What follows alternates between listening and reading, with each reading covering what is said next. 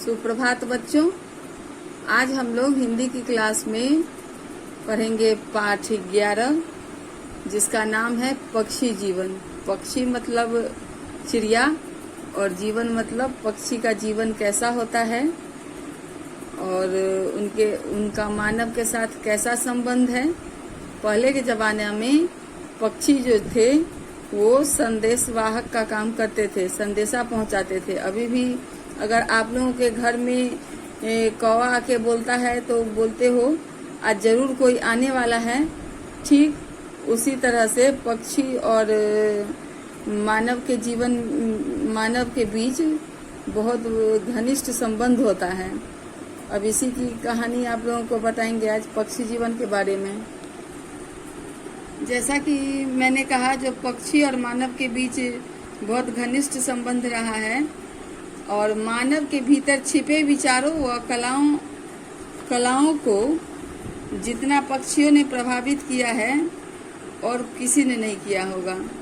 चाहे नल के पास दमयंती का हंस के द्वारा संदेश भेजना हो अथवा वर्तमान समय में मतलब अभी के समय में छत पर बैठे कौवे की काव काव इस कथन की पुष्टि करते हैं। चलिए आज इस कथन की पुष्टि करते हैं। पक्षियों के सुमधुर गीतों का प्रभाव मानव मस्तिष्क पर पड़ता है।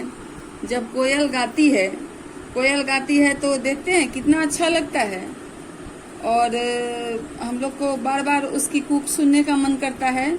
और मोर जब नाचती है तो मोर जब नाचता है तो मोर नाचता है तो कितना अच्छा लगता है और उसकी थिरकन कितनी अच्छी लगती है। हम लोग को बड़ा ही लुभावना लगता है, मन को प्रभावित कर देता है, हमारा पूरा मन हर्षित हो उठता है।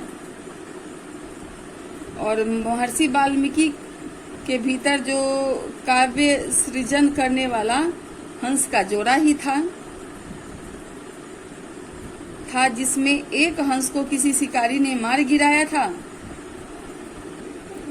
महर्षि वाल्मीकि के भीतर काव्य का रचना करने वाला हंस का जोड़ा ही था जिसमें एक हंस को शिकारी ने मार गिराया था। और विरहनी हंस को देखकर उसके मुंह से काव्य फूट पड़ा था। क्या फूट पड़ा था? दिल का तरफ उठना, मन को महसूस कर रह जाना, कैद में है बुलबुल और न जाने मन की कितनी अवस्थाएं पक्षियों के गाने नाचने में व्यक्त की जाती रही है। इन सभी उक्तियों के संपूर्ण भावों को शब्दों में व्यक्त करना अत्यंत कठिन है। दाने तुनके की खोज में पक्षी सारा दिन विचरण करते हैं, दिन भर दाना चुगा विचरण करते हैं। फिर उसके बाद वो पेड़ों की झुरमुट में या कोई पक्षी जल में और अपने विश्राम है तो भिन्न भिन्न जगहों पर वो अपना ठिकाना बनाते हैं। अधिकतर पक्षी जो हैं डैनों के परों में अपनी गर्दन को रखकर सोते हैं। सारस तो एक पांव पर खड़ा होकर शयन की क्रिया करता है। और पक्षियों को अपने जीवन की रक्षा करने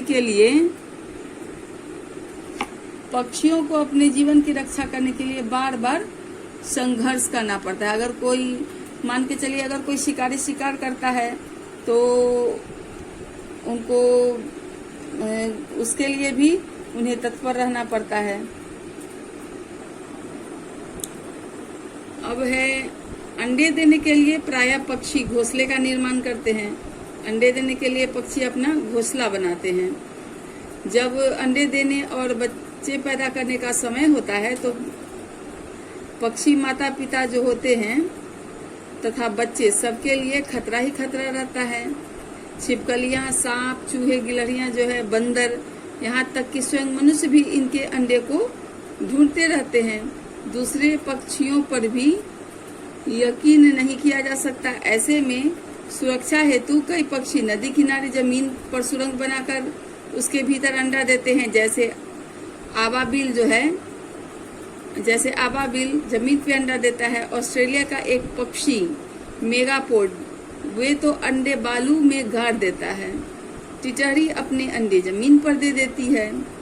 इसके अंडे आसपास की चीजों के रंग के जैसे मिलते जुलते रहते हैं कि ढूंढना मुश्किल होता है। अधिकतर पक्षी वर्ष में केवल एक ही बार अंडे देते हैं, किंतु यदि किसी कारण उनके अंडे पहले नष्ट हो जाते हैं तो वे दूसरी बार भी अंडे दे सकते हैं। हर अंडा अंडाकार नहीं होता, यह जरूरी नहीं है कि हर अंडा अंडाकार ही हो। कुछ अंडा गोल भी होता है, कुछ अंडा बड़ा होता है, कुछ छोटा होता है। ऐसे स्थान पर जहां अंडे लुढ़कने का खतरा ज्यादा न हो वहां अंडा गोल पाया जाता है। टिटौड़ी तथा उसके कुल अन्य पक्षियों के अंडे नाशपाती की तरह शक्ल के होते हैं। मतलब नाशपाती जिस आकार का होता है उस आकार के उसके अंडे होते हैं। हर अंडे का नुकीला सिरा भीतर की ओर होता है ताकि सारे अंडे कम से कम स्थान घेरे। नर या मादा पक्षी अंडों को सेता है। कुछ पक्षियों से बच्चे थोड़े ही समय में निकल जाते हैं, यहाँ तक कि केवल 11 दिनों में निकलते हैं। बड़े पक्षियों में बहुत ज्यादा मतलब 80 दिन का समय भी लग जाता है। दिन निकलने से लेकर दिन के छिपने तक पक्षी बच्चों के लिए भोजन की व्यवस्था में लगे रहते हैं। कुछ पक्षी अपने बच्चों को अधपचा हुआ भोजन खिलाते हैं, जिन्हें नन्हे कबूतर अपनी माँ के मुंह से चोंच डालकर दूध पी लेते हैं। इस दूध में तो एक प्रकार का रस होता है और कुछ अधपचा भोजन। संतान के लालन पालन व अनेक कष्ट उठाते हैं ये पक्षी। संतान की रक्षा के लिए शत्रुओं पर चोंच का प्रहार भी करते हैं। जैसे कि आप लोग अपने बचाव में हाथ पांव चलाते हो, ठीक उसी तरह से वे भी अपने बचाव में चोंच की मार मारते हैं। बच्चे जल्दी से लपक कर अपनी माँ की पंखों के नीचे छिप जाते हैं। इतने अधिक प्यार और इतनी ज्यादा देख रेख के बावजूद हर साल पक्षियों के हजारों बच्चे नष्ट हो जाते हैं किसी कारणवश। पक्षी जो है जन्म से ही अपने माता पिता की बोलियों को समझ जाते हैं और बोलने भी लगते हैं। और मनुष्य की तरह पक्षी भी साफ सुथरा रहना चाहते हैं। उनकी पूंछ में तेल जैसा कोई पदार्थ रहता है जिसको वो अपनी चोंच से पूरे शरीर पे लगाते रहते हैं और जिससे वे साफ सुथरा हो जाते हैं। पक्षी जो है वो वर्ष में एक बार अपना पंख गिराते हैं, चाहे वो बसंत ऋतु हो या शरद ऋतु हो। और परों के गिरने को निमोचन कहते हैं। पक्षी जो है वो अपना भोजन करने के लिए चोंच से काम लेते हैं और छेनी हथौड़ी का भी काम पक्षी करते हैं। उस चोंच से ही अपने भोजन को तोड़ते हैं, फाड़ते हैं, चीरते हैं और जिसका जैसा भोजन होता है उसी तरह उनका चोंच भी होता है। पक्षी जो है वो खाने में हमारे खेतों की भी रक्षा करते हैं एक तरह से। जैसे कि छोटे छोटे कीड़े जो होते हैं जो फसल को नुकसान पहुंचाते हैं उनको भी ये पक्षी खा डालते हैं। और जैसे कि बहुत सारे पक्षियों के चोंच लंबे होते हैं जो जल में अपनी चोंच डालकर मछलियों को खाते हैं। कुछ पक्षियों के चोंच जो होते हैं वो छोटे होते हैं जिससे कि वो अनाज को छीलने और फोड़ने का काम करते हैं, जैसे कि गोरैया वगैरह। और कुछ पक्षी वैसे होते हैं जो मांस को भी नोच के खाते हैं, तो उस प्रकार का उनका चोंच होता है। और पक्षी जो है हमारे बहुत सारे काम में मदद करते हैं। फसलों को भी नुकसान होने से बचाते हैं कीड़े मकोड़ों से। और इस तरह से पक्षी जो है अपना जीवन व्यतीत करते हैं।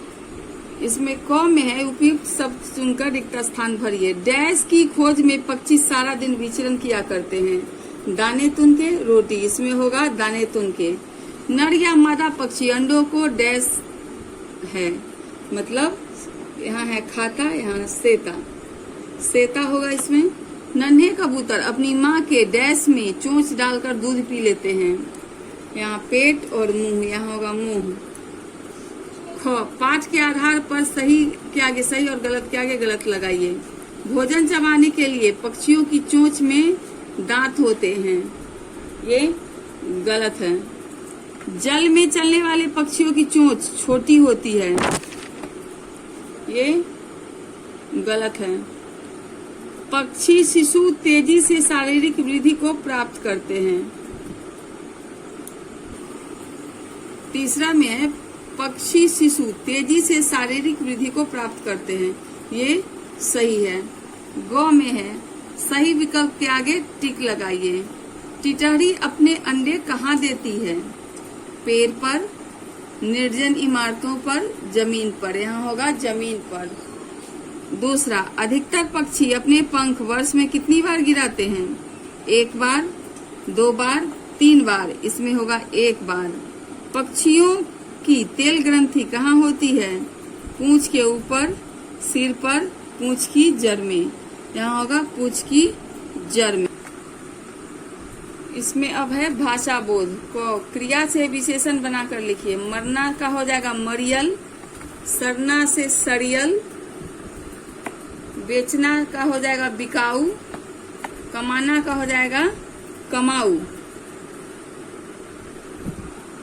ख में है निम्नलिखित शब्दों के लिंग निर्णय कीजिए।